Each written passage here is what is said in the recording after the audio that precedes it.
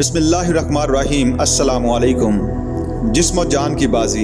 सामीन, जदोजहद आज़ादी के आखिरी 10 बरस में कायद-ए-आज़म की जिस्मानी सेहत और इसके मुकाबले में इनकी इज़्ज़त और हिम्मत की रोदात का जिक्र करते हुए मोहतरमा फ़ातिमा जिन्ना अपनी किताब मेरा भाई में लिखती हैं, दिल्ली में सेंट्रल असम्बली का नहायत अहम इजलास था और जंग अज़ीम में हिंदुस्तान की शिरकत के ज़मन में मुस्लिम लीग का मौक़िफ़ बयान करने की ज़िम्मेदारी कायद-ए-आज़म ने अपने सर ली थी। मैंने मुअज़्ज़ज़ मेहमानों की गैलरी में से कायद को अपनी नशिस्त से खिताब करने के लिए उठकर खड़े होते हुए देखा तो हैरान हो रही थी कि क्या वाकई वो अपनी तमाम तर तवानाइयाँ जमा कर लेने के बावजूद चंद मिनट से ज़्यादा तकरीर कर सकेंगे। लेकिन कायद-ए-आज़म ने अपनी तकरीर का आगाज़ ऐसे लहजे और अंदाज से किया जिससे थकन गायब थी। जब उन्होंने अपने दलाइल का आगाज़ किया तो थकावट के बकिया आसार भी यकायक गायब हो गए और वो जल्दी ही अपने असल रंग में आ गए।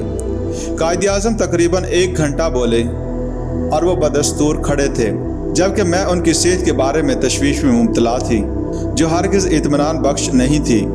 जब हम असम्बली से बाज़रिया कार घर की जानब रवाना हुए तो मैंने देखा कि उनके हाथ कांप रहे हैं, उनकी उंगलियां सिगरेट को बामुश्किल थामे हुए हैं। घर पहुंचते ही वो सीधे जाकर बिस्तर में लेट गए, यहाँ तक कि उनमें लिबास तब्दील करने की भी हिम्मत नहीं रही थी। मेरे ख्याल में फेफड़े की झिल्ली पर वर्म का हमला मिलाकर उनके लिए मर्ज़ुल मौत साबित हुआ और इस मर्ज़ पर काबू पा सकते थे बशर्ते कि वो एहतियाती तदाबीर इख्तियार करते। अगर उनके काम करने के औकात मुतय्यन और मुनज़्ज़म हो जाते, काश वो आंधियों और बारिशों में बाहर निकलने में एहतियात करते, मगर वो तो बरसगीर के तकरीबन मुसलसल दौरे पर रहते थे।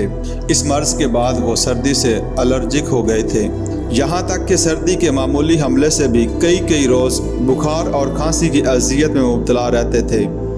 मोहतरमा फ़ातिमा जिन्ना आगे चलकर लिखती हैं, चंद माह बाद अप्रैल 1941 में हम बम्बई से मद्रास जा रहे थे। यहाँ कायद को ऑल इंडिया मुस्लिम लीग के इजलास की सदारत करना थी। हमारी ट्रेन अभी मद्रास से चंद घंटे की मुसाफत पर थी। कायद अपनी सीट से उठकर गुस्ल खाने में गए। ये देखकर सदमे से मेरा बुरा हाल हो गया कि वो चंद कदम चलने के बाद ट्रेन के लकड़ी के फर्श पर निढाल होकर गिर पड़े। मैं लपक कर इनके पास पहुंची और उनसे पूछा, भाई क्या बात है? एक रूखी फीकी मुस्कुराहट उनके लबों पर नमूदार हुई। वो बोले, मैं बेहद कमज़ोरी और थकावट महसूस कर रहा हूँ। उन्होंने अपना हाथ मेरे शाने पर रखकर खुद को उठाया और लड़खड़ाते हुए अपने बर्थ की जानब बढ़े। खुशकिस्मती से ट्रेन चंद ही मिनट के दौरान किसी अहम जंक्शन पर पहुंचकर रुक गई, जहां हज़ारों जोशीले मुस्लिम लीगी कारकुन कायद-ए-आज़म जिंदाबाद के नारे लगा रहे थे। मैंने आहिस्तगी से अपने कंपार्टमेंट का दरवाज़ा खोला और चिल्ला कर कहा, शोर ना मचाएं, आपके कायद थकावट और बुखार के बायस गिर पड़े हैं, फ़ौरन किसी डॉक्टर को बुलाएं। चंद ही मिनट के अंदर डॉक्टर आ गया, जिसने कायद-ए-आज़म का मुआयना किया और बोला, जनाब आपको मामूली नर्वस ब्रेक डाउन हुआ है, खतरे की कोई बात नहीं, मगर आपको कम अज़ कम 1 हफ्ता तक किसी भी किस्म की सरगर्मी में हिस्सा ना लेने का मशवरा दूंगा।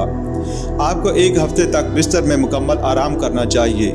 लेकिन जल्द ही हम मद्रास में थे, जहां ऑल इंडिया मुस्लिम लीग के इजलास में शिरकत के लिए हज़ारों मंदूबीन जमा थे।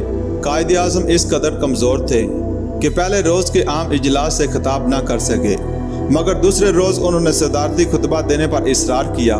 मैंने उन्हें बरअक्स मशवरा दिया, मगर वो अपने फ़ैसले पर अड़ गए। इस पर मैंने मुख्तसर तकरीर की दरख्वास्त की। कायद ने यकीन दिलाया, हाँ मेरी तकरीर बहुत मुख्तसर होगी। जो ही वो खिताब के लिए खड़े हुए, इजलास पर गहरी खामोशी छा गई। उन्होंने तकरीर की, हर नुक्ते को वज़ाहत से बयान किया और ऐसी आसान और शाइस्ता ज़ुबान इस्तेमाल की कि आम शख्स भी इनका मफ़हूम बआसानी समझ सकता था। कायद का अंदाज़ एक ऐसे लीडर का था जो न सिर्फ मजबूत क़ुव्वत फ़ैसला और साबित कदमी की खूबियों से माला माल हो, बल्कि अपने पैरोकारों के जज्बात से भी बाखूबी आगाह हो। इनका खिताब इख्तिसार से बहरहाल कोसों दूर था, क्योंकि वो मुसलसल 2 घंटे तक तकरीर करते रहे।